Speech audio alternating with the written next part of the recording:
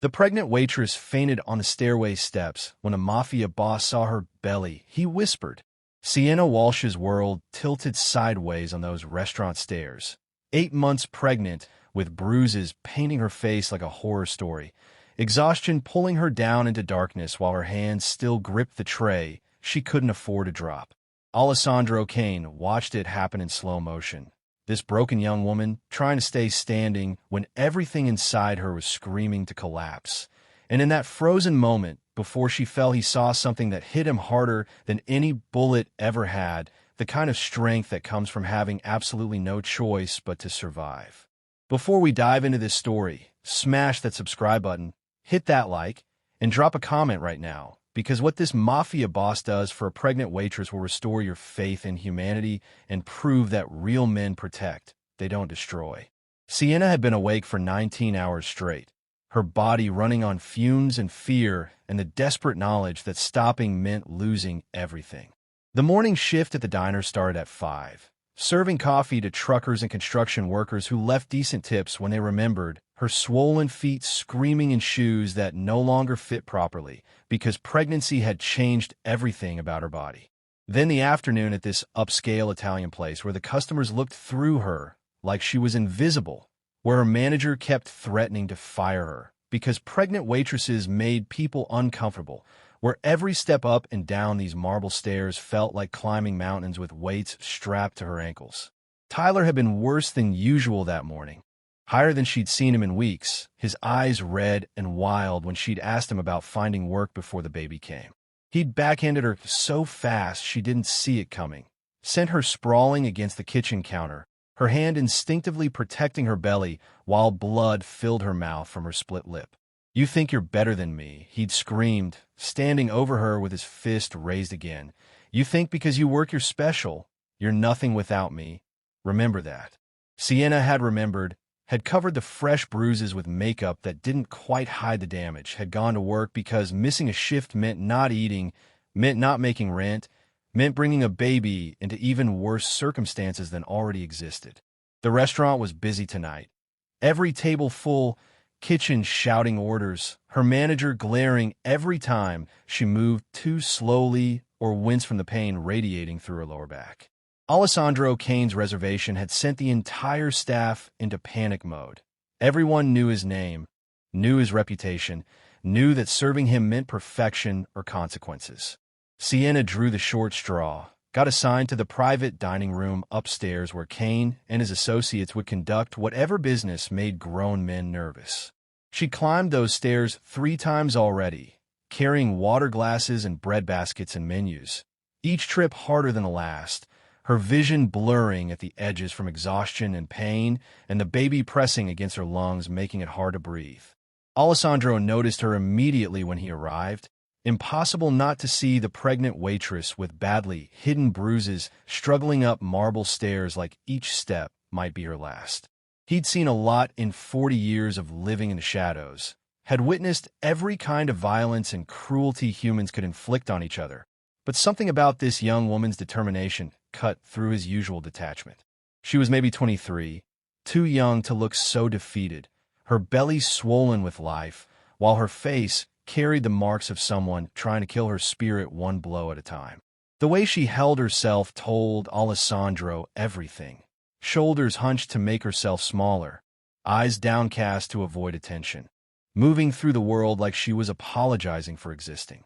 His associates were talking business, discussing territorial disputes and profit margins, but Alessandro's attention kept drifting to the waitress struggling up the stairs with their appetizers. He watched her reach the top, saw her pause to catch her breath, saw the moment her body decided it had taken enough abuse. The tray tilted, glasses sliding, her legs buckling, gravity claiming her in a fall that would kill her baby, if not her. Alessandro moved without conscious thought, crossed the space between them impossibly fast for a man his size, caught her before she hit the stairs, one arm around her waist feeling the swell of her pregnant belly, the other supporting her head as it lolled back. The impact of her body against his arm, feeling that unborn child between them, triggered something primal in Alessandro's chest. This was life trying to survive against impossible odds, innocence being destroyed by someone too weak to protect it. Everything his empire was supposed to stand against concentrated in one exhausted pregnant woman. Her eyes fluttered open, panic replacing unconsciousness, tears streaming down her bruised cheeks as she tried to push away from him. I'm sorry, I'm so sorry. Please don't tell my manager. I need this job. Please, I can't lose this job. Her voice breaking on every word, terror outweighing gratitude, because her life had taught her that men who touched her only caused pain. Alessandro carried her to a chair in the private dining room, his associates watching in stunned silence, because their boss didn't show compassion, didn't involve himself in other people's problems, didn't pause his business for anyone. He knelt in front of her, his expensive suit creasing, his voice quiet but carrying the kind of authority that made senators nervous. Who did this to you? Not a question, but a command, his eyes cataloging every bruise, every mark, reading the story written on her skin. Sienna's hands trembled, her whole body shaking. The lies automatic after months of practice. I fell, I'm just clumsy, the pregnancy makes me unsteady. I'm fine really, I just need to get back to work.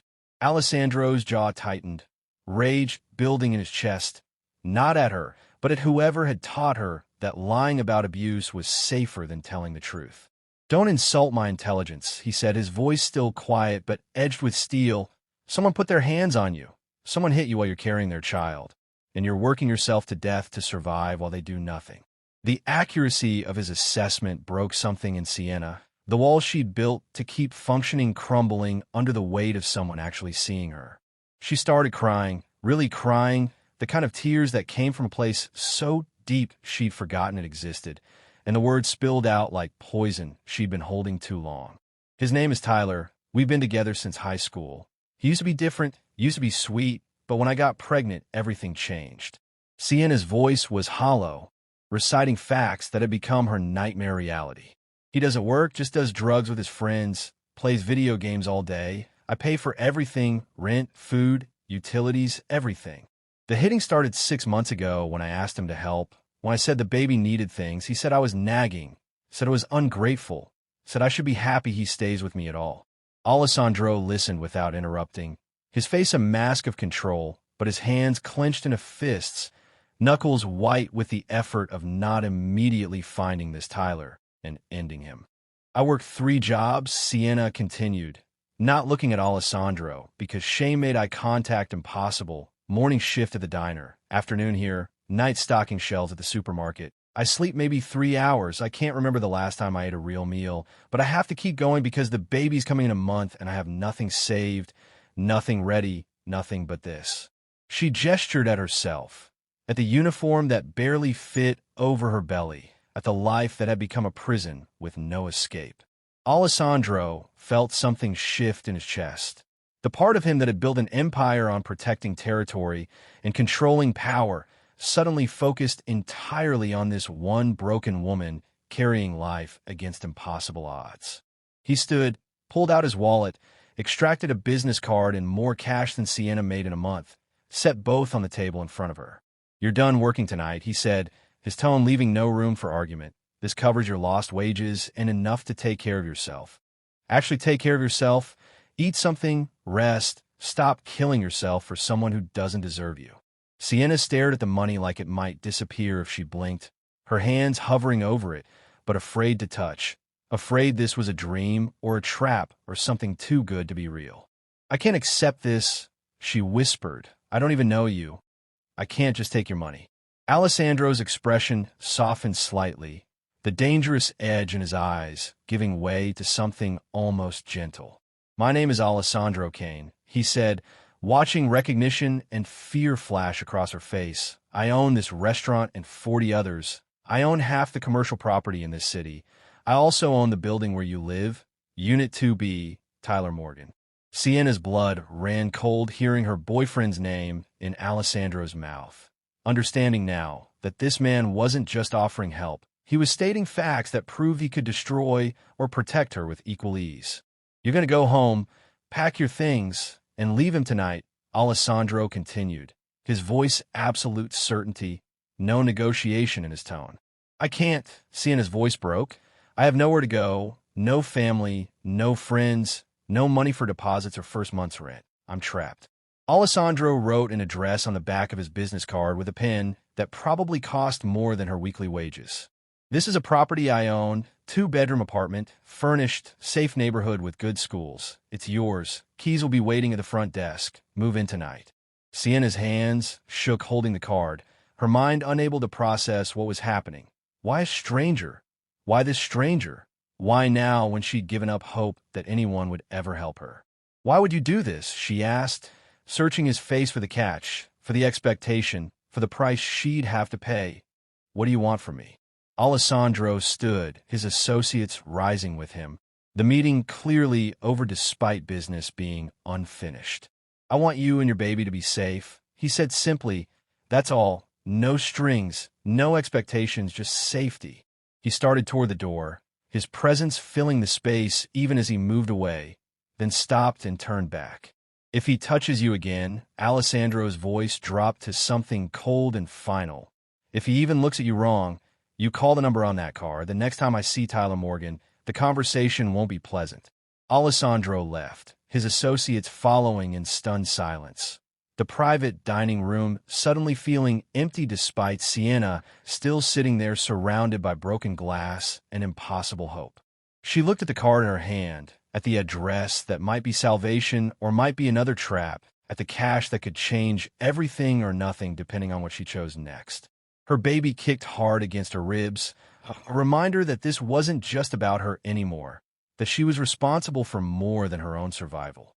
The manager appeared in the doorway, anger on his face until he saw Alessandro's money on the table, saw the card, saw the evidence that Sienna had somehow gained protection from the most dangerous man in the city. You can go, the manager said, his tone completely changed. Take the night off, take the week off, take whatever time you need. Sienna stood on shaking legs, gathered the money and the card, walked down the marble stairs that had almost killed her, walked out of the restaurant into the night air that felt like freedom and terror combined. She had a choice to make: stay with Tyler and die slowly, or trust a dangerous stranger and maybe live. The baby kicked again, deciding for her, choosing life over familiar suffering.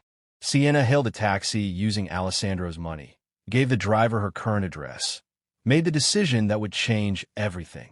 Tonight she was leaving Tyler. Tonight she was choosing to survive. Tonight she was accepting help from a man who might be her salvation or her destruction. But either way, it had to be better than dying pregnant and alone on a restaurant stairway while the world walked past pretending not to see. The taxi ride felt like crossing a border into enemy territory. Every mile bringing Sienna closer to the confrontation she'd been avoiding for months, because leaving Tyler meant admitting she'd wasted years on someone who'd never loved her the way she deserved. Her hands wouldn't stop shaking. Alessandro's card gripped so tight the edges cut in her palm, the cash tucked in her uniform pocket feeling like stolen contraband even though he'd given it freely. The driver kept glancing at her in the rearview mirror, seeing the bruises, the pregnant belly, the fear written across her face like headlines. But he said nothing because people in this city learned early that seeing too much got you involved in things that ended badly. The apartment building looked worse in the darkness. Paint peeling from the facade, graffiti covering the ground floor windows, the front door hanging crooked on hinges that hadn't been fixed in the 3 years Sienna had lived there. She could hear Tyler before she reached their unit, his voice loud with artificial confidence that came from whatever he'd been smoking or snorting or injecting, his friends laughing at something that probably wasn't funny, the bass from his sound system rattling the walls. Sienna stood outside the door with her key in her hand, gathering courage from a place she didn't know still existed, reminding herself that she was doing this for the baby who deserved better than growing up watching her mother get destroyed piece by piece. Tyler was sprawled on the couch when she entered, controller in his hands, eyes glazed and red, 3 of his equally worthless friends scattered around the apartment like trash that hadn't been taken out. The place was a disaster. Empty pizza boxes and beer cans covering every surface, ashtrays overflowing, the stench of weed, and unwashed bodies thick enough to choke on. Her tips jar sat empty on the counter where she'd left it that morning with $43 inside. Money she'd been saving for baby supplies. now gone because Tyler had decided his needs mattered more than their child's future. "Where you been?" Tyler asked without looking away from the screen, his tone accusatory like she was the one who'd done something wrong. "You're late making dinner." Sienna said nothing, walked past him to their bedroom, pulled out the old duffel bag she'd brought when she'd moved in thinking this was going to be forever. She started throwing clothes into it, not bothering to fold, not bothering to organize, just grabbing whatever she could carry and what the baby would need. Tyler appeared in the doorway, the game apparently less interesting than his girlfriend packing, his face cycling through confusion and anger and something that might have been fear if he was capable of feeling anything beyond his own desires. "Where do you think you're going?" he asked, voice rising, his friends gathering behind him to watch the show. "Somewhere you'll never hurt me or our baby again," Sienna replied, her voice steadier than she expected. "Somewhere I can actually sleep without wondering if you're going to hit me for asking you to be a decent human being." Tyler crossed the room fast, grabbed her arm hard enough to leave new bruises on top of old ones, yanked her away from the bag like she was property he owned. "You ain't going nowhere," he said, his breath toxic in her face. "You think you're better than me? Think you can just leave? Who's going to take care of you? Who's going to want a pregnant woman with nothing?" Sienna pulled free with strength she'd been building through months of survival, through carrying his child and 3 jobs and the weight of keeping them both alive. "I think I deserve better than this," she said, meeting his eyes directly for the first time in months. "Our baby deserves better than a father who does nothing but get high and hit the woman carrying his child.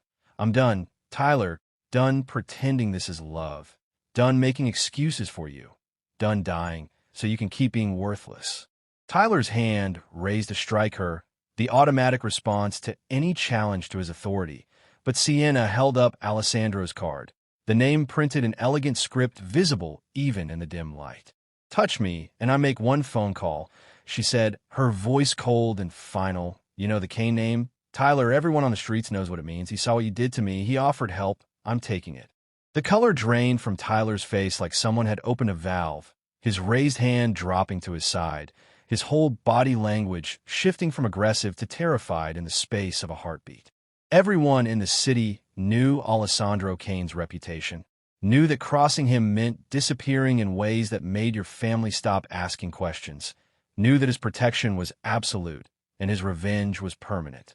"How do you know Alessandro Kane?" Tyler asked, his voice barely above a whisper. "What did you tell him about me?" "I didn't have to tell him anything," Sienna replied, moving back to her packing. "My face told him everything. The bruises you left, the fact that I'm working myself to death while you do nothing. He figured it out in about 30 seconds because he's not an idiot."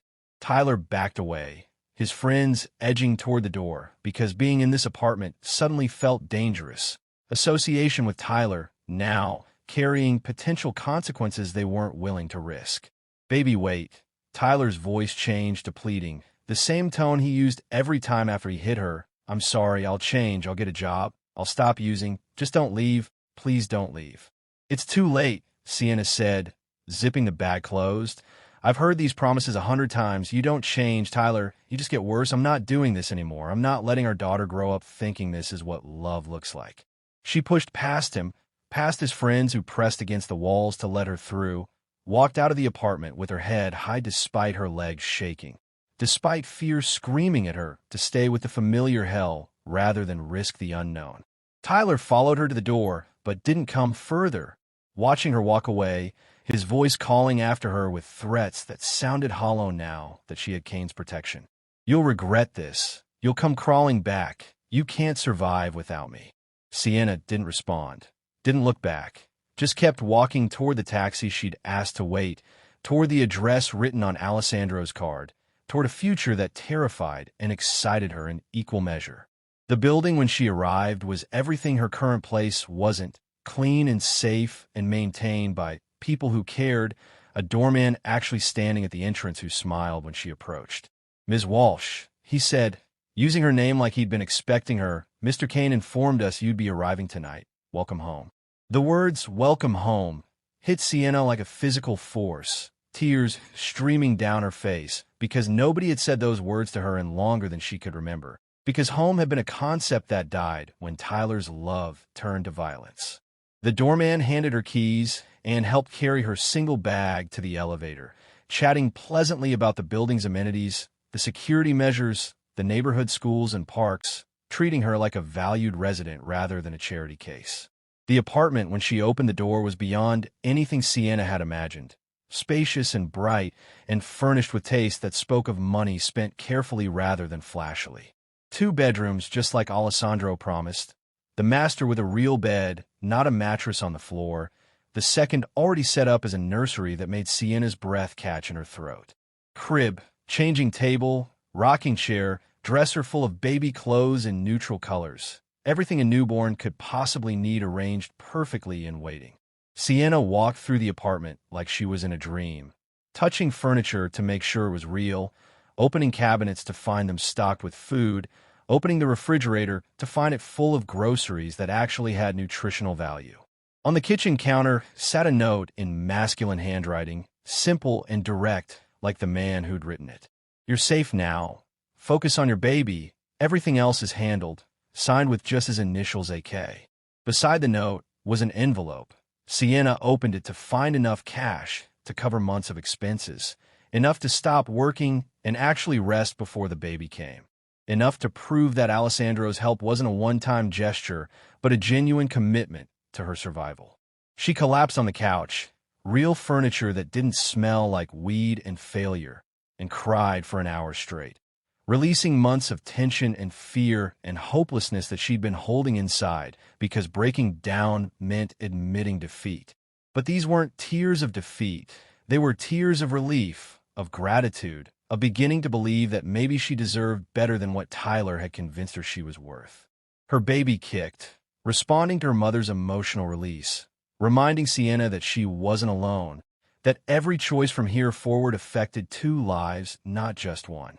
When the tears finally stopped, Sienna found Alessandro's card, stared at the number printed beneath his name, and made a decision that would have been impossible 24 hours ago.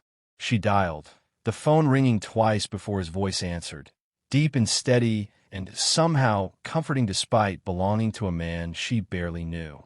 "Alessandro Kane," he said, and Sienna's voice caught in her throat because she didn't know how to express what she was feeling, didn't have words adequate for thanking someone who'd saved her life without expecting anything in return. "Mr. Kane," she finally managed. "It's Sienna Walsh. I wanted to thank you. I don't know how to thank you. This apartment, the nursery, everything. I can't believe this is real." "Are you safe?" Alessandro asked, cutting through her rambling to the only thing that mattered. "Did he hurt you when you went back?" "No," Sienna replied. "He was scared. Your name scared him more than I've ever seen. He let me leave without touching me." "Good." Alessandro's voice carried satisfaction. "That's how it should be. You should never have to fight to leave someone who claims to love you." "I'll pay you back," Sienna said, needing to establish that she wasn't a charity case. "Every dollar, I promise. I'll get a payment plan or work extra or whatever it takes." "This isn't a loan," Alessandro interrupted gently. "It's not a debt. Consider it an investment in potential, in giving you and your baby the chance everyone deserves." Sienna didn't understand, but didn't argue, exhaustion hitting her like a wall now that she was finally safe, finally able to let her guard down. "Get some rest," Alessandro said, hearing the fatigue in her voice. "Eat something, take care of yourself. That's all I ask." They said goodbye. Sienna, sitting in the silence of her new apartment, processing everything that had happened in the span of hours, how her life had gone from nightmare to possibility, because one man had chosen to see her suffering and do something about it.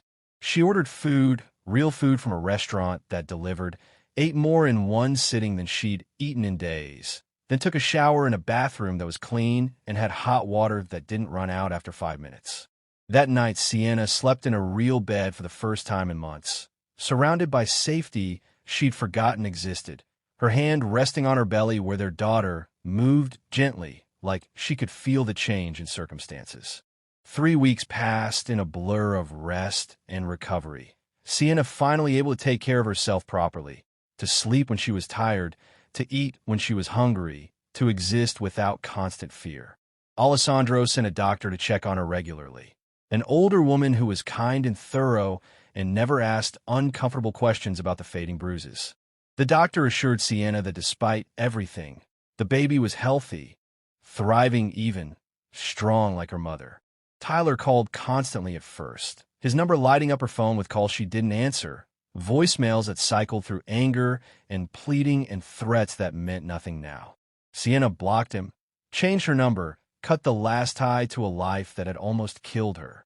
He showed up at the building once, demanding to see her, screaming at the doorman about his rights and his child and his woman. Security didn't let him pass the lobby, called the police, called Alessandro, whose response was immediate and effective. Tyler never came back, the doorman quietly mentioning to Sienna that Mr. Kane had been informed of the incident and had handled it personally. 2 weeks later, Sienna went into labor, 3 days early, but the doctor said that was normal, that the baby had decided she was ready to meet the world.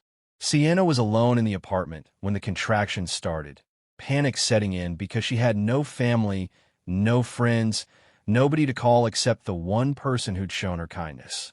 She dialed Alessandro's number with shaking hands, trying to keep her voice calm, failing completely. "I'm in labor," she said when he answered. "I don't know what to do. I don't have anyone. I'm scared." "I'm on my way," Alessandro replied immediately, the sound of movement and doors slamming in the background. "Stay calm. Breathe. Through the contractions, I'll be there in 10 minutes. He arrived in 8, somehow making impossible time across the city, appearing at her door with his driver and one security guard, his face calm despite Sienna's panic. "We're going to the hospital," he said, helping her stand. "You're going to be fine. The baby's going to be fine. I'll stay with you the whole time if you want." Sienna nodded, unable to speak through the contraction that gripped her entire body, grateful beyond words that she didn't have to do this alone. The hospital Alessandro took her to wasn't the county facility where Sienna had planned to deliver, where overcrowded wards and overworked staff treated patients like numbers instead of people. This was private, exclusive, the kind of place where senators and movie stars had their babies, where the lobby looked like a luxury hotel and every staff member knew Alessandro by name. He'd called ahead during the drive, arranged everything while Sienna breathed through contractions that felt like her body was tearing itself apart, his hand holding hers when she needed something to grip, his voice steady and calm, talking her through each wave of pain. They took her straight to a private suite, spacious room with windows overlooking the city, equipment that looked brand new, a team of nurses and doctors who moved with efficient kindness. Alessandro stayed close, closer than Sienna expected, asking the medical staff questions about her care with the same intensity he probably brought to business negotiations. Is she getting the best pain management? Is the baby's heart rate normal? Is there anything else she needs? His concern genuine in a way that made Sienna's heart ache, because this man barely knew her but was treating her like she mattered, like she deserved the best simply because she was human. Labor lasted 14 hours, the longest 14 hours of Sienna's life, pain beyond anything she'd imagined, punctuated by moments of terror that something would go wrong. Alessandro never left, ignoring calls that made his phone buzz constantly, dismissing his security when they tried to pull him away for supposedly urgent business, his entire focus on Sienna and making sure she felt safe. He held her hand through contractions that made her scream, wiped sweat from her forehead with cool cloths, talked to her about nothing and everything to distract her from the agony, his presence the only thing keeping her from falling apart completely. When the doctor finally said it was time to push, when the pain reached levels that made Sienna certain she was dying, Alessandro was there whispering encouragement in her ear. "You're the strongest person I've ever met," he said, his voice cutting through the chaos. "You've survived everything life threw at you. You can do this, just a little more. Your daughter is almost here."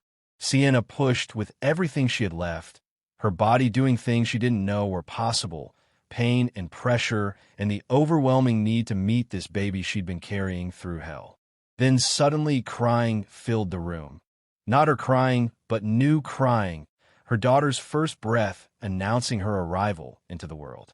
The nurse placed the baby on Sienna's chest, 7 pounds of perfect humanity, tiny fists waving, dark eyes blinking against the light, alive and healthy despite everything they'd been through together.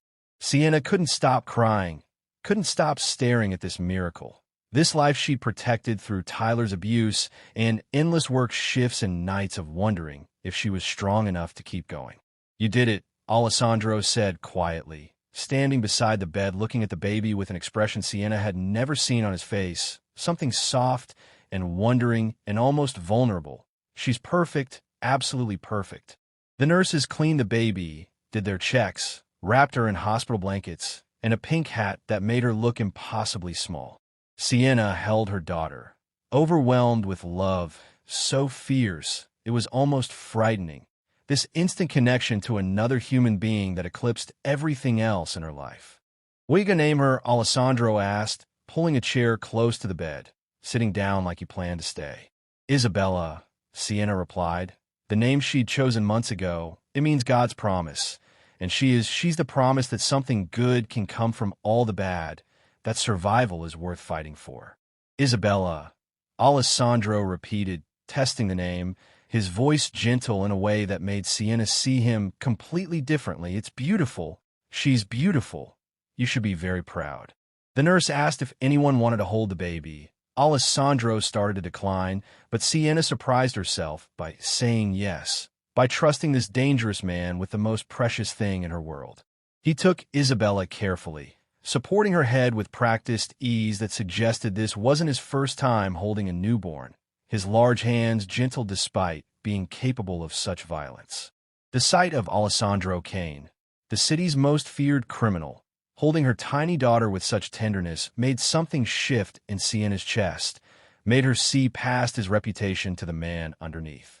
"You're a natural," she said, watching him rock Isabella gently. "Have you done this before?" "Long time ago," Alessandro replied, his voice distant with memory. "My sister had a baby when I was 16. I helped take care of him before everything went wrong, before I became what I am now." There was pain in those words, history Sienna didn't know, but could hear echoing in his tone. "What happened to them?" she asked quietly. "They died," Alessandro said simply. "Car accident, drunk driver, both gone in an instant. That's when I stopped believing in mercy and started building the empire, thought power and fear were the only things that mattered." "And now," Sienna asked, watching his face as he looked at Isabella, "do you still believe that?" Alessandro was quiet for a long moment, his thumb gently stroking Isabella's tiny hand. "Now I think I was wrong," he finally said. "Power and fear are empty without something worth protecting, without moments like this that remind you why any of it matters." He handed Isabella back to Sienna, their eyes meeting over the baby, something unspoken passing between them that neither was ready to acknowledge. "I should let you rest," Alessandro said, standing, adjusting his jacket that had gotten rumpled during the long night. "You've been through a lot. You need sleep." "Don't go," Sienna said, the words escaping before she could think about them. "Please, I know you have important things to do, but could you stay just a little longer? I don't want to be alone yet." Alessandro sat back down without hesitation, settled into the chair like he had nowhere else in the world he needed to be. "I'll stay as long as you want," he said, and meant it completely. They talked while Sienna held Isabella, sharing stories about their lives, Alessandro opening up in ways he never did, telling her about growing up poor, about building his empire from nothing, about the choices that had led him to become someone feared rather than loved. Sienna told him about her childhood, about losing her parents in a house fire when she was 8, about her grandmother who'd raised her until cancer took her when Sienna was 19, about meeting Tyler in high school when he'd seemed like salvation, someone who wanted her when she felt alone in the world, about watching him change from the boy she'd loved into the man she'd feared, about the pregnancy that should have been joy becoming the catalyst for abuse that nearly destroyed her, about working 3 jobs and wondering if her daughter would be born into poverty and violence, about the night she collapsed on those restaurant stairs and Alessandro had changed everything. "You saved my life," she said, meeting his eyes directly, "not just from Tyler or the situation. You saved me from giving up, from accepting that this was all I deserved. You show me that people can choose to help instead of hurt, that strength doesn't have to mean violence." Alessandro shook his head slightly, uncomfortable with the praise. "You saved yourself," he replied. "I just gave you the opportunity. You're the one who had the courage to take it, to leave, to choose better for your daughter. That's all you, Sienna. Don't give me credit for your strength." "But I needed someone to believe I was worth saving," Sienna insisted. "I'd forgotten that I mattered. You reminded me." The next 3 days passed in the bubble of the hospital, Sienna recovering from delivery, learning to feed Isabella, to change diapers, to function on no sleep with a newborn who had no concept of day or night. Alessandro visited every day, bringing flowers and supplies, sitting with Sienna while she fed the baby, holding Isabella when Sienna needed to shower or sleep, becoming a constant presence that felt natural despite how impossible the situation was. The nurses gossiped about the Mafia boss turned devoted caretaker, about how he looked at the young mother and her baby, about the gentleness that contradicted everything they knew about his reputation. On the 4th day, Sienna was cleared for discharge, anxiety creeping in about going home alone with a newborn, about being responsible for this tiny life. Alessandro arrived to drive them home, had a car seat already installed perfectly, helped Sienna navigate getting Isabella secured while hormones made her cry over everything. The drive to her apartment felt surreal, Sienna watching the city pass by while holding her daughter, thinking about how different this moment was from what she'd imagined when she'd first gotten pregnant. She'd pictured Tyler beside her, proud and protective. Instead, he was absent and irrelevant, replaced by a man who owed her nothing but gave her everything. Alessandro carried their bags upstairs while Sienna carried Isabella, the doorman greeting them warmly, congratulating Sienna on the baby.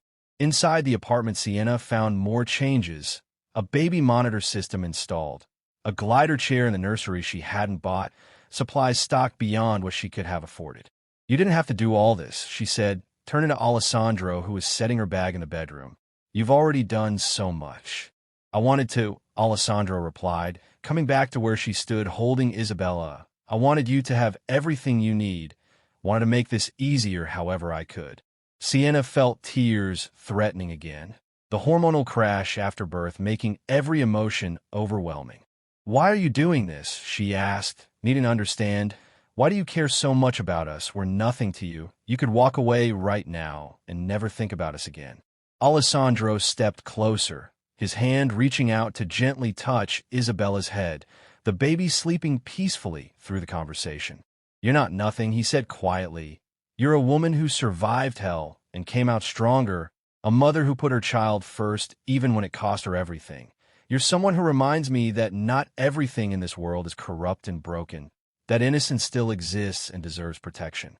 His eyes met Sienna's, intensity there that made her breath catch. "And maybe I care because for the first time in 20 years, I've met someone who sees past what I am to who I could be, someone who doesn't want anything from me except basic human decency. That's rare in my world. Sienna, rarer than you can imagine." "I see you," Sienna said softly. "Not Alessandro came the criminal, not the reputation or the fear. I see the man who stayed through 14 hours of labor, who holds my daughter like she's precious, who gives without expecting anything in return. I see you, and I'm grateful you exist." Something passed between them in that moment.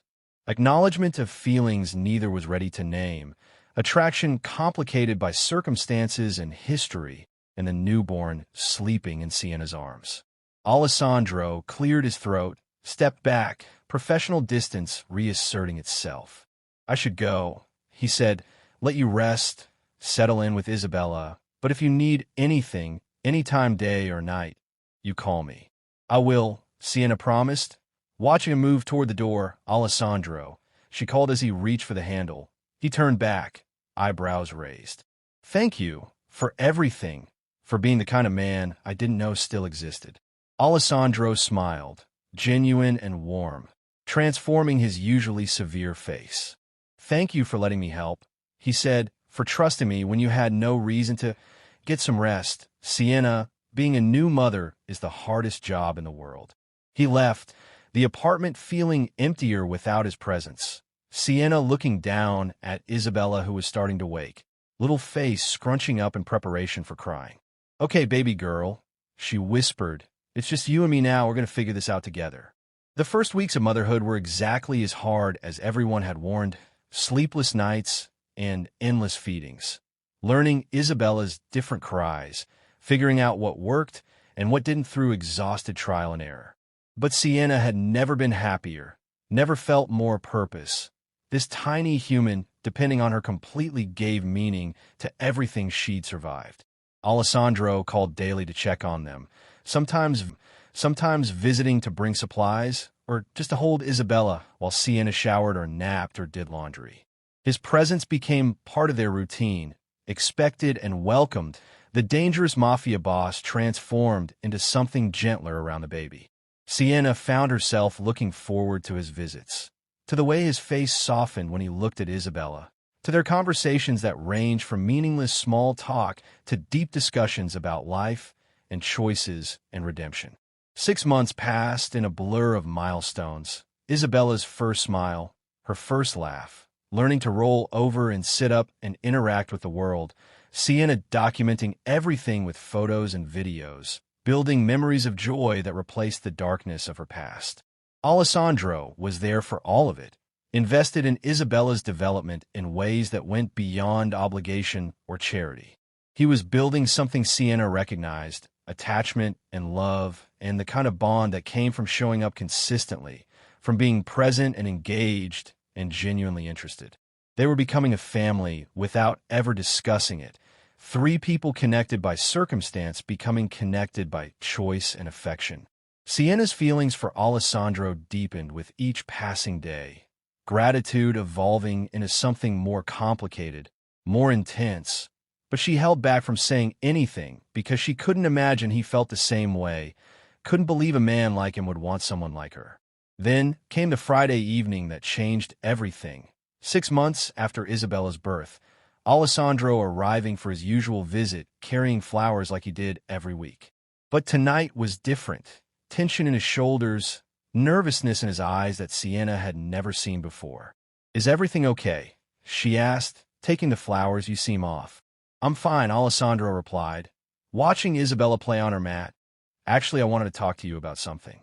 Sienna's heart hammered against her ribs, because serious conversations with Alessandro usually meant changes, meant his world intersecting with hers in ways that reminded her how different they were.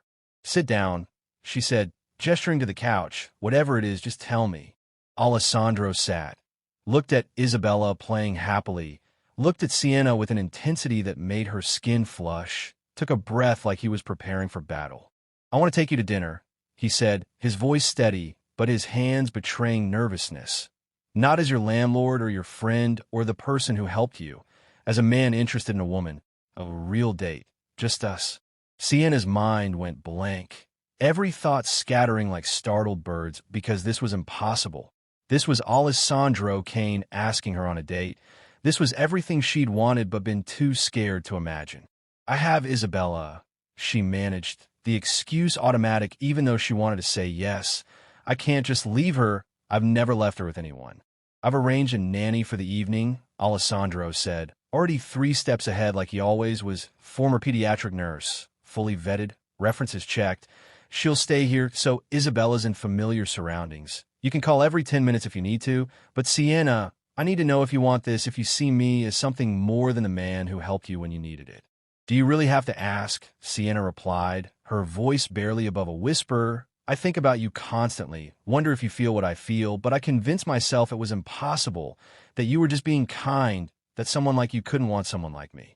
"Someone like you," Alessandro repeated, standing, crossing to where she sat.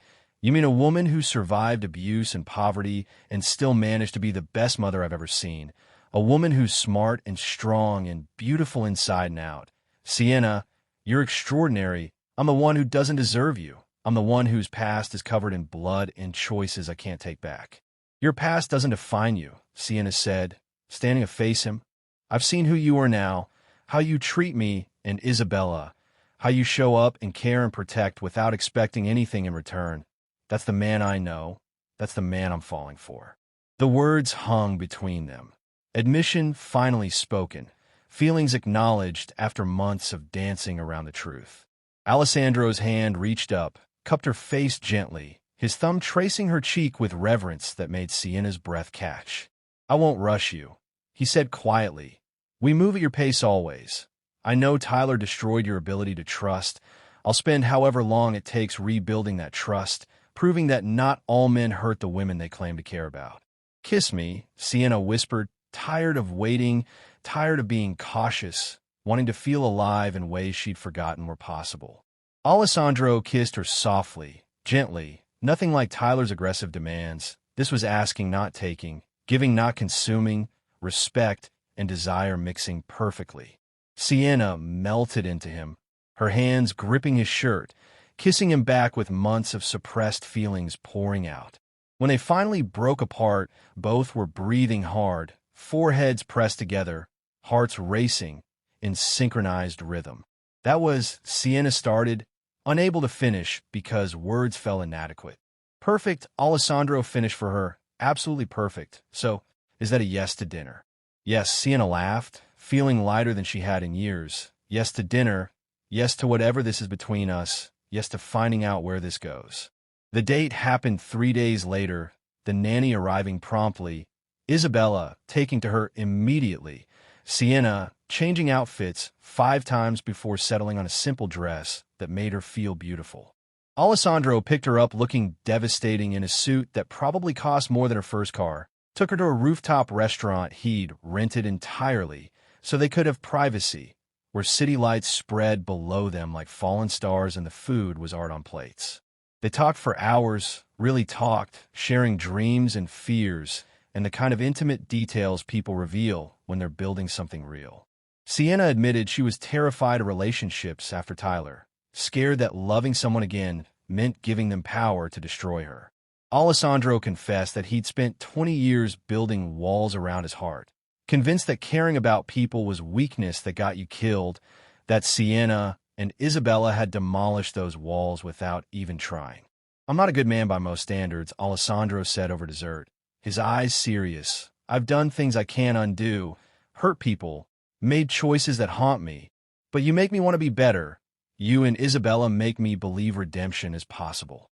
"You're already better," Sienna replied, reaching across the table to take his hand.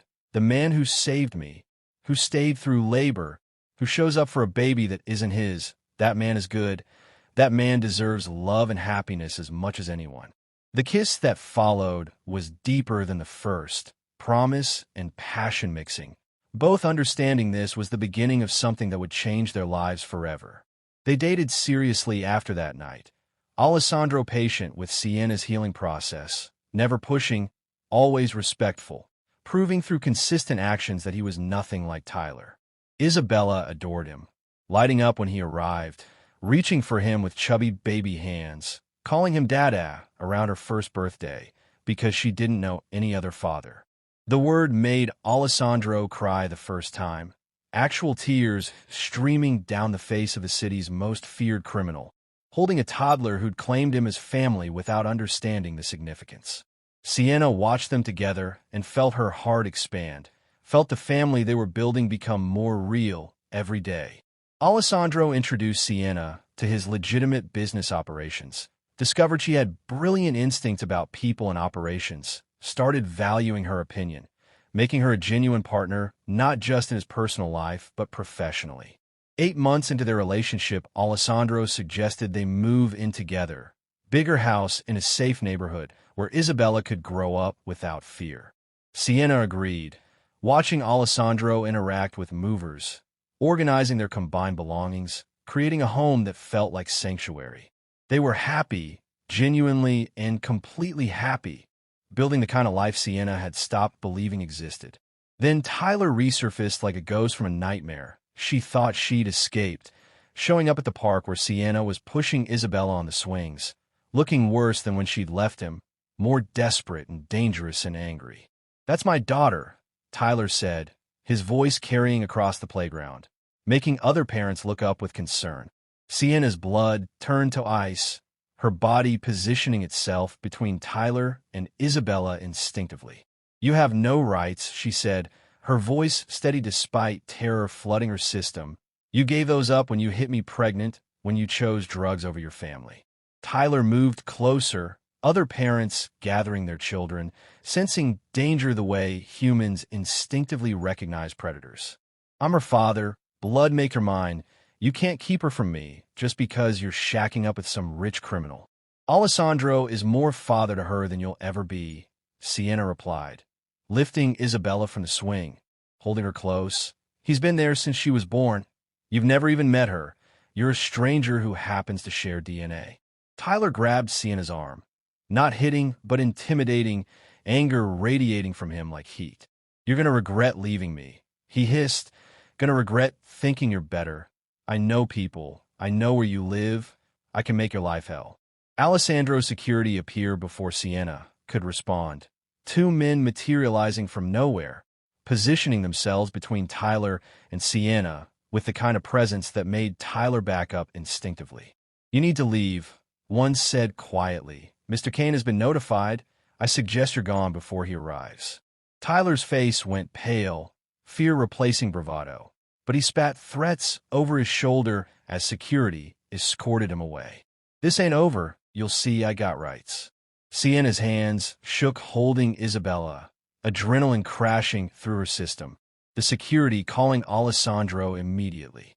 He arrived within 15 minutes, fury barely contained, checking Sienna and Isabella with hands that trembled slightly, rage building in his eyes. He threatened you, Alessandro said, his voice deadly calm. Touched you in front of witnesses, threatened our daughter. Sienna nodded, unable to speak, Isabella crying because she'd sensed her mother's fear. Alessandro made calls, his tone cold and final, giving orders that meant Tyler's time was running out. I need to handle this, he said to Sienna. Need to make sure he never threatens you again. Can you trust me to do what's necessary? Sienna looked at this man who'd saved her, who'd given her everything, who'd become father to her child and love of her life. I trust you, she said, but promise me you'll come back. Promise this doesn't take you away from us. I always come back to you, Alessandro replied, kissing her forehead. That's a promise I'll never break. He left, taking his security, leaving Sienna to go home with additional guards, to wait and worry and pray that this ended without destroying what they'd built. Hours stretched like days, Sienna putting Isabella to bed, pacing the living room, jumping at every sound. Near dawn the door opened, Alessandro entering looking tired but uninjured. No blood, no visible signs of violence. It's handled, he said, pulling Sienna into his arms. Tyler won't bother you again, won't come near you or Isabella, won't even think about you without consequences. Is he? Sienna started. Not sure she wanted to know. Alive, Alessandro confirmed. I gave him a choice. Leave the city with money to start over or face consequences that would end badly. Showed him evidence of every crime he's ever committed, every person he owes, every reason federal agencies would love to prosecute him. He took the money, Alessandro continued. Left tonight, tracked to make sure. He's in another state now. My people are monitoring to ensure he stays gone. If he comes back or contacts you, different conversation, permanent solution. Thank you, Sienna whispered, for protecting us, for handling it without becoming what you used to be. Alessandro pulled back, looked at her seriously. You and Isabella changed me, he said, made me understand that real strength is choosing the harder path, using strategy instead of violence when possible. I'm not that man anymore. Sienna, the one who solved everything with blood. You wouldn't love that man. I love this man, Sienna replied. The man who gives second chances, who protects his family without destroying himself.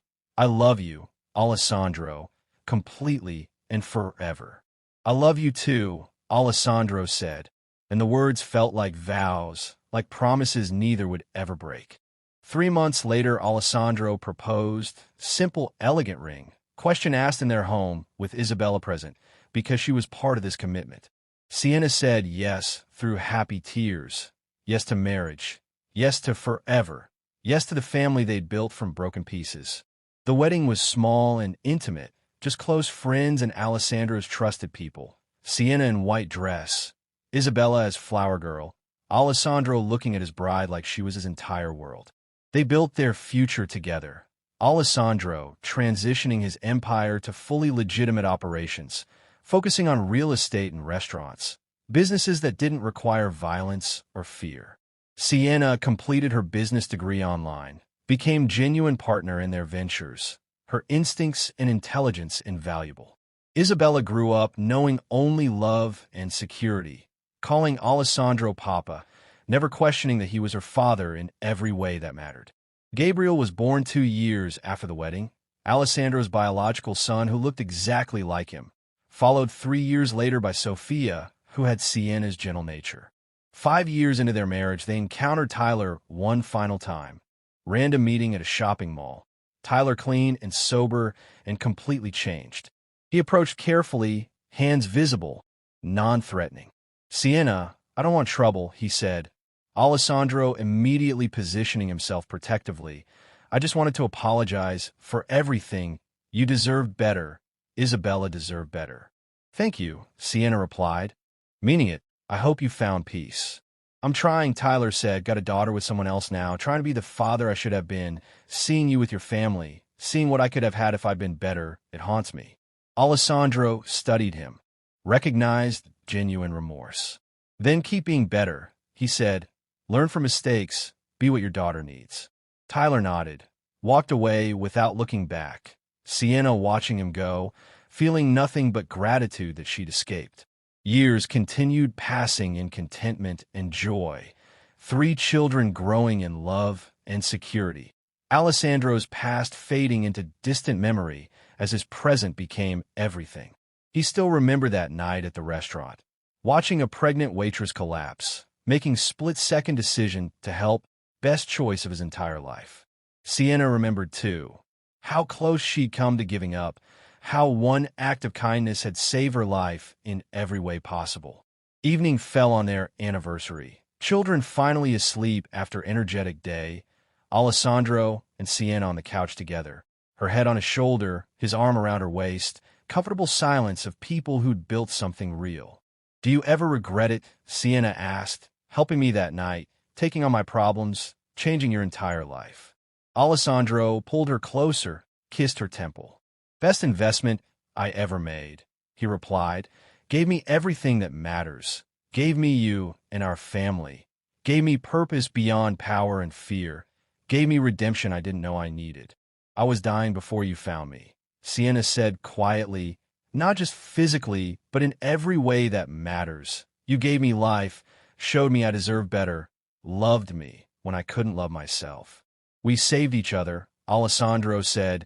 "You taught me what real strength looks like, what love means when it's not transactional, what family feels like when it's chosen, not obligated." They sat watching city lights through the windows, their children safe upstairs, their love tested and proven through years of building something beautiful. From broken waitress to cherished wife, from feared criminal to devoted father, 2 people who'd survived hell, finding each other and choosing to build heaven. The past was gone, buried under years of happiness and healing. The future stretched bright and endless ahead, 3 children carrying their legacy forward, proving that love and protection were more powerful than violence and fear. Alessandro had built 2 empires in his life, one on intimidation and blood, one on family and love, the second infinitely more valuable, infinitely more lasting. Sienna had survived 2 lives, one of abuse and desperation, one of joy and partnership, the transformation complete and permanent. They'd found each other in darkness and built something that shone bright enough to light the way for others. Proof that redemption was possible, that second chances existed, that choosing to help instead of ignore could change everything.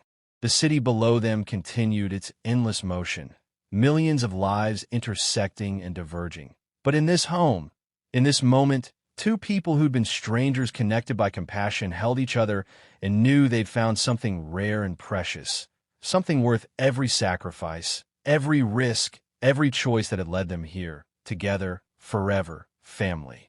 If this story of protection and redemption and impossible love moved you to tears, then smash that subscribe button right now. Hit the notification bell, because we're dropping more powerful stories about people who chose to help instead of hurt, real men who protect the vulnerable instead of exploiting them. Comment below what you thought about Alessandro's transformation from feared criminal to devoted father. Share this with someone who needs to believe that good people still exist in this broken world. Every single view helps us create more content proving that love and courage can overcome any obstacle, that second chances are real, that families are built through choice, not just blood. Drop that like, subscribe immediately, turn on notifications, and join our family of people who believe in redemption and the power of one person choosing to care when everyone else walks away. You won't regret it.